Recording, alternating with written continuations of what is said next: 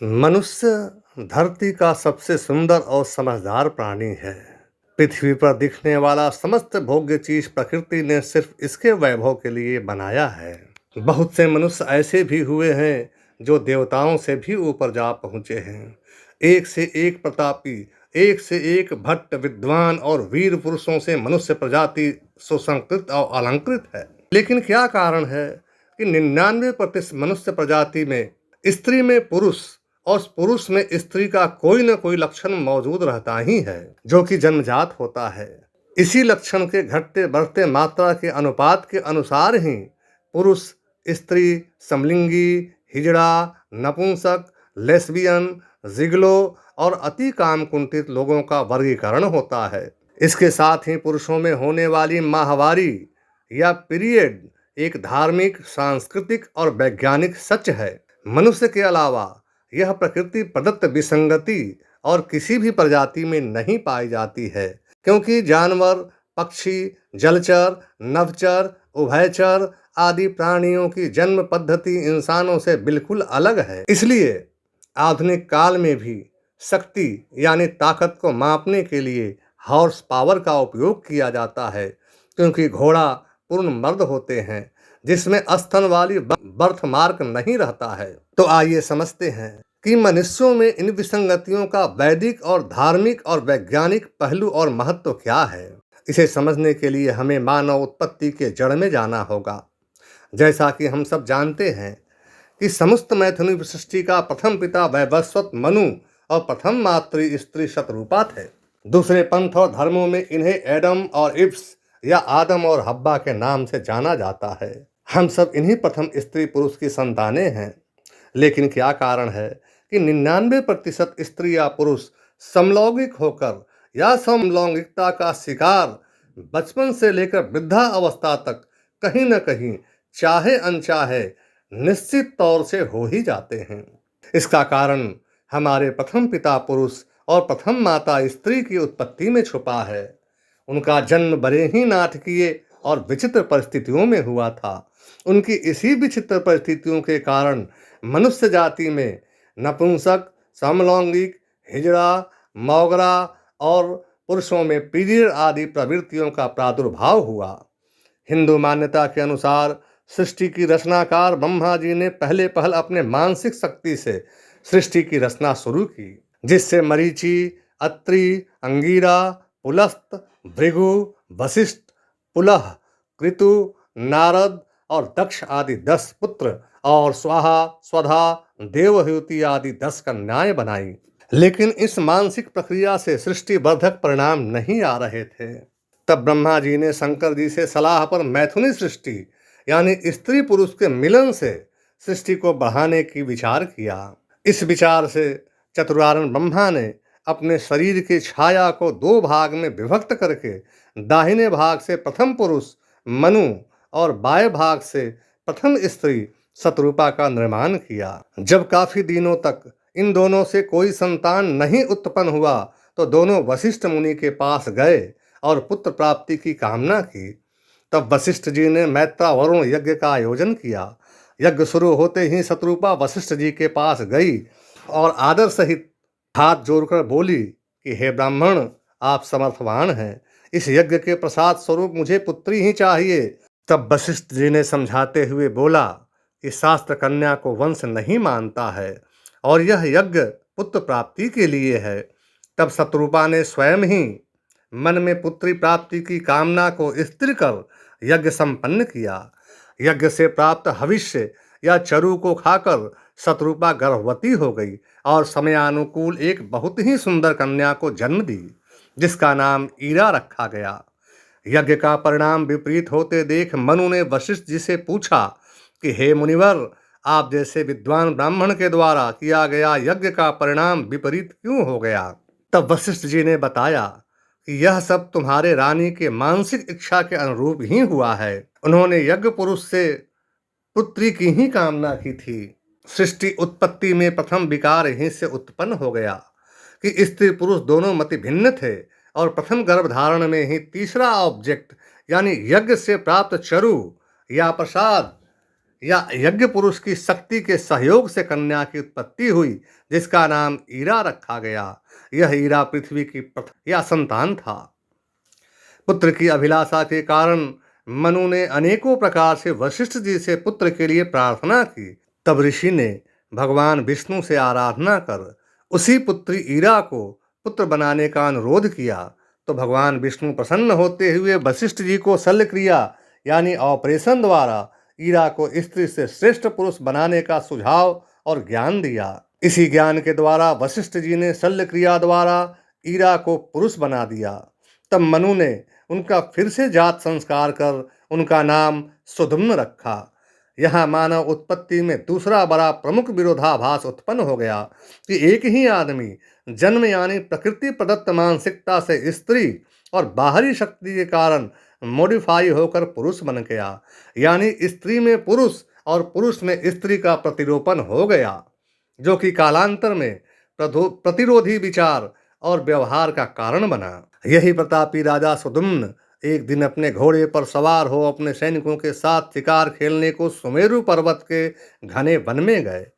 One में प्रवेश करते ही राजा के साथ साथ सभी सैनिक और घोड़े स्त्री हो गए। यहाँ पर हमारे प्रथम उत्पत्ति में अब यह तीसरी बार बदलाव आ गया कि एक बालक जन्म से स्त्री था, जिसे विज्ञान द्वारा मॉडिफाई करके पुरुष बनाया गया, और अब यही पुरुष पुनः स्त्री शरीर धारण कर एक कामनीय सुंदर ज्योति बन गई। राजा सुदुम्न के पुरुष से स्त्री बनने का कारण यह था कि एक बार इसी वन में माता पार्वती विहार करते हुए संपूर्ण नंगी शिव जी के गोद में बैठी थी। उसी समय ऋषियों का एक समूह वहां आ गया। माता पार्वती ऋषियों को देख बहुत लज्जित हुई और उठकर चली गई। ऋषि भी असहज हो वहां से लौट आए। इस घटना से पार्वती जी बहुत नाराज हो गई। तब शंकर जी ने पार्वती जी को खुश करने के लिए यह श्राप दे दिया कि आज के बाद यह संपूर्ण वन नारी सुरक्षित क्षेत्र है। अब से इस वन में जो भी पुरुष आएगा वह स्त्री बन जाएगा। इसीलिए सुदुम्न अपने आदमियों और घोड़ों सहित स्त्री बन गए। यहाँ हमारे प्रथम पिता में चौथी बार परिवर्तन हो चुका था। वन में अचानक पुरुष से स्त्री बने राजा को कुछ समझ में नहीं आ रहा था, इसलिए वह जंगल में भटकते भटकते चंद्रमा के पुत्र बुद्ध के आश्रम में पहुंच गए। ये वही बुद्ध हैं जिनका जन्म बृहस्पति के पत्नी तारा से चंद्रमा द्वारा हुआ था। नक्षत्र शास्त्र और ज्योतिष विज्ञान बुद्ध को सुकुमार और स्त्रियोचित गुणों वाला पुरुष मानता है।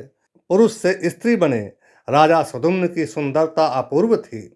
बड़ी बड़ी हिरनी सी आंखों के साथ मोटे मोटे होठ और पुरुषों जैसी हाथ पांव में गजब का आकर्षण था। थोड़ी झुकी हुई कंधों के साथ उसकी मतवाली चाल में अजीब सा बांकपन था। अपने आश्रम के पास बहुत सारे स्त्रियों को देखकर बुद्ध के मन में भी स्त्री सुख की प्रबल लालसा उत्पन्न हो गई।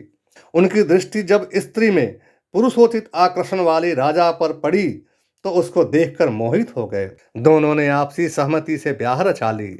इन दोनों के मिलन से पृथ्वी का पहला व्यक्ति पुरुरवा का जन्म हुआ।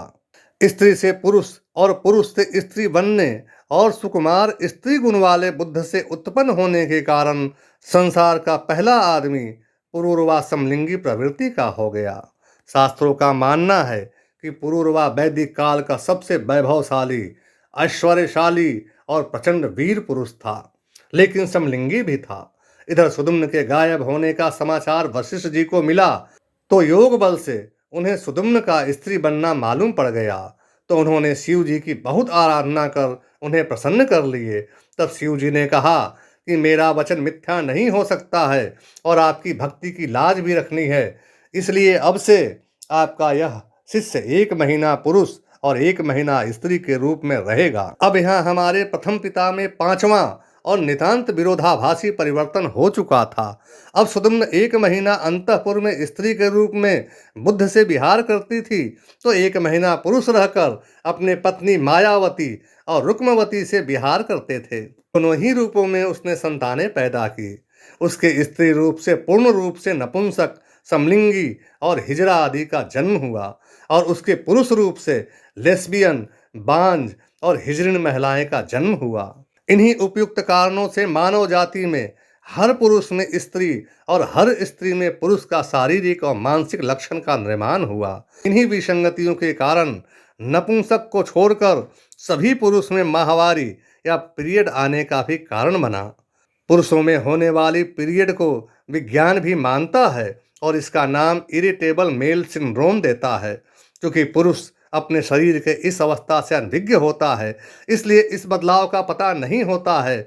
लेकिन जब आप अपने दैनिक दिनचर्या को एक एक दिन को टैबुलेट करेंगे तो पाएंगे कि हर महीने की एक निश्चित तारीख को पुरुष में हरारत, चिड़चिड़ापन, थकान, अनिद्रा, अज्ञात भय और अल्पस्राव मल द्वार और लिंग से होता है, जिसे जानकारी होने के बाद आप महसूस कर सकते हैं।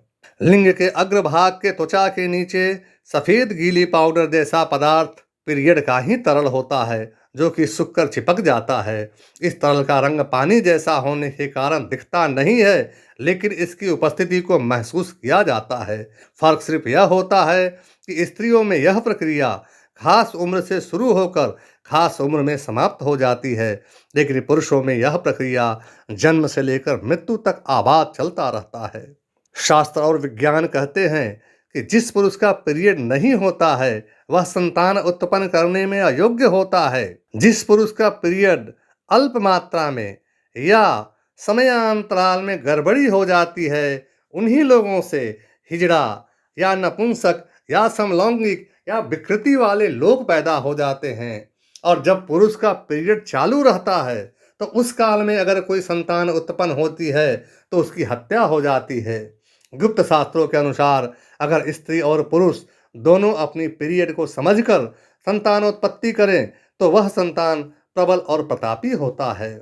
इस प्रक्रिया और परिभाषा को ज्योतिष विज्ञान भी साबित करता है। ज्योतिष विज्ञान के अनुसार 12 राशियों में 6 राशि पुरुष हैं, जिनके नाम क्रमशः मेष, मिथुन, सिंह, तुला, धनु और कुंभ है।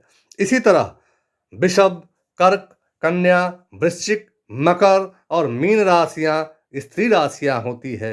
जब स्त्री राशि पुरुष के घर में आए या पुरुष राशि स्त्री के घर में जाए तो ऐसी विसंगति वाली संतानें उत्पन्न हो जाती है। इसी तरह अगर जातक की कुंडली में राहु या शनि दूसरे भाव में हो या बुध 8वें भाव या चंद्रमा 12वें भाव में हो तो भी समलैंगिकता, नपुंसकता आदि विकृतियों का उत्पन्न हो जाता है। अगर कुंडली के किसी भी भाव में चंद्रमा बैठा हो और उसके आगे पीछे के घर में शनि, राहु, केतु या मंगल बैठा हो तो पाप कर्तरी योग का निर्माण होता है, जिसके प्रभाव से जातक नपुंसक या समलैंगिक हो जाता है। अगर 8वें भाव में केतु, बुध या शनि बैठे हों तो भी इस योग का निर्माण हो जाता है और जातक की मानसिक प्रवृत्ति बदल जाती है।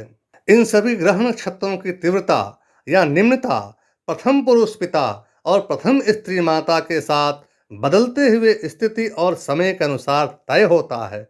अतः हम कह सकते हैं कि मनुष्य में होने वाली जन्मजात विकृति, समलैंगिकता, हिजड़ापन, कामांधता आदि प्रकृति प्रदत्त है।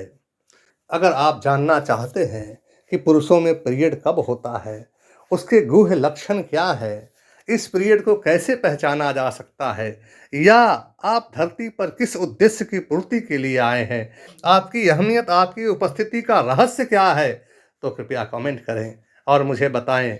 मैं आपको इन सब बातों की सटीक जानकारी दूंगा जो विज्ञान द्वारा सर्टिफाइड रहेगा, जिसे शास्त्र भी नहीं नकारेंगे। तो आइए और कुछ रोचक तथ्यों के साथ आगे मिलते हैं। धन्यवाद।